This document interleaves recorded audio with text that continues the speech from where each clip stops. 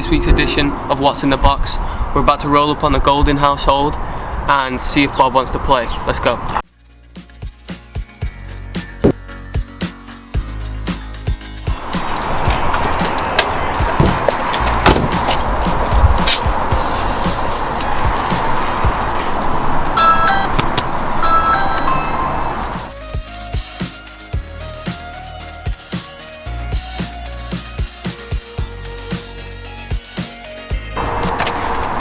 Bob, are you alright? How you doing? Good, yeah. You've been selected to play this week's edition of What's in the Box. Okay. You'll have 3 opportunities to win 3 prizes, using only your hand to guess what's in the box. Okay. Do you accept? Yeah. Are you willing to play? Yeah. Awesome.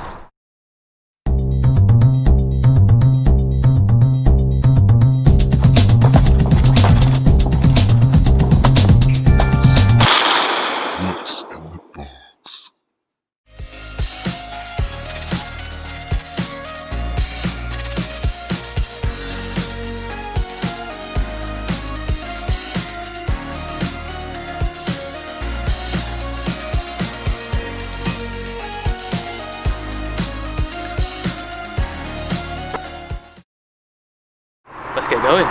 Let's turn around just for extra precaution. Bring in the first round.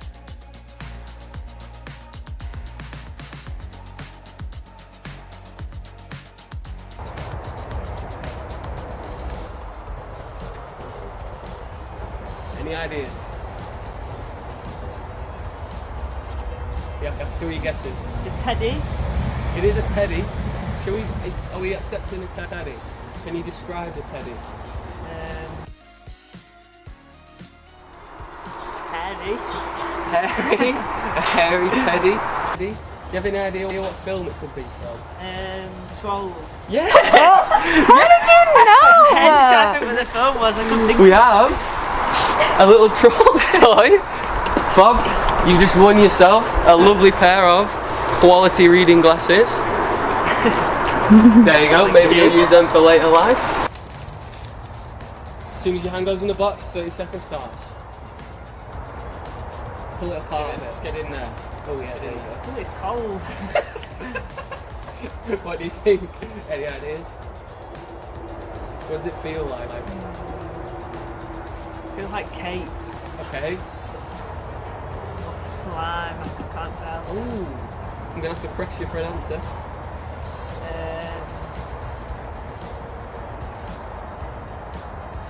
Cake. That's your final answer? Yeah. Incorrect. No. It What is, is it? in fact, some cold 2-day-old mashed potato. Oh wow. So, close. Hey Bob, that was incorrect, but this is what you could have won. A nice bag of sweets. So, these are going to have to go to someone else. That was so rubbish. Don't worry what you said. So Bob, for the 3rd and final round, we have the Uber Eats round.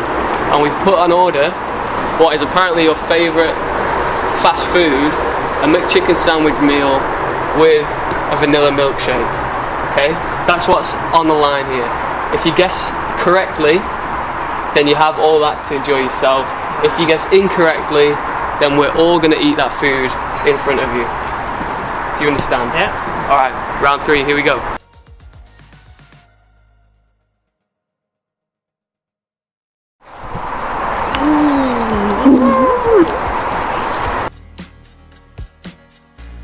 You have to be slow with this one, okay? With my bite. I'm just kidding. Okay. Time starts now. Ooh. How's it feel? You can pick it up if you want. Oh. A fish. It is a fish. I can feel the eye.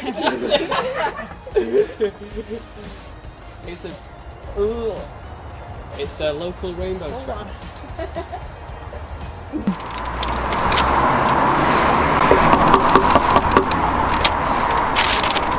Hey, thank you.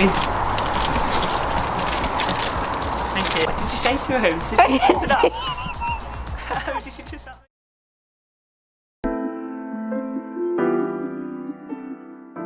I think it made like me closer with people because we made more of an effort to like call. It made us appreciate friendships more, probably. It's been very difficult, to be fair. Like, just connection-wise, not being able to actually see them is difficult. Being able to actually see people, that's like being the hardest part, but like at least there's the internet so you can still like chat to them. We were created for connection. We were created to be together, to have community. When God created Adam and put him in the Garden of Eden, he said it's not good for man to be alone. So he created Eve, a partner, someone to do life with on a daily basis. So it's no wonder that during these last however many months it is now of this COVID craziness, this lockdown, there's no wonder that we're struggling with our friendships. There's no wonder that not being able to go out and see our friends and hang out face to face, or come to church or come to youth and hang out, is having an effect on us. So what are we going to do about it? Can we do anything about it? Is there anything we can do? Or is this just the way it is? If we take a look in the Bible, we can see some examples that can help us out during this time. The Apostle Paul was a doer. He was a preacher. He had the fire in his belly and passion in his heart, and he set out to go and spread the gospel, the good news of Jesus, to as many people as he could. That's what he did. So picture this, when a guy like that, so passionate, so good at face-to-face connection, is put in prison. Paul was imprisoned a couple of times throughout his ministry. Now this is a guy who thrived in being able to go where he wants, do what he wants, speak to who he wants about this message that he's got on his heart. So how does a guy like that handle being locked inside four walls? He was faced with a choice. Either give up on the mission that's on his heart and say, well, there's not exactly anything I can do right now. I'm a bit stuck. Maybe I'll just postpone it, and then if I get out, I'll carry on. Or he can do whatever he can with the situation that he's in to keep on going. Paul is responsible for writing a lot of the New Testament letters. And what's actually crazy is he wrote 4 of them from prison.